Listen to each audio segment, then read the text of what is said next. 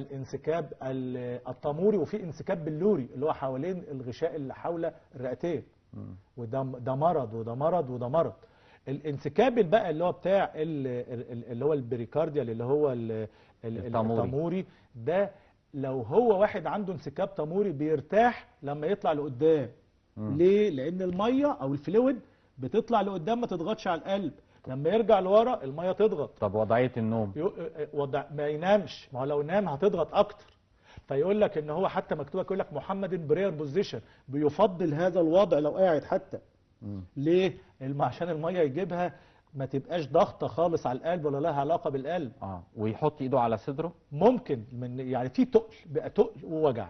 وزي ما قلت كده ان انا عندي كميه فلويد، يعني لما حد يجي له الاعراض دي يميل كده لقدام، هو غصب عنه بيرتاح في كده. الميه ما عادش ضغط على القلب، بقت ضغط على يعني على الطبقه اللي هي ناحيه عظمه القص، فهو بتبقى اسهل.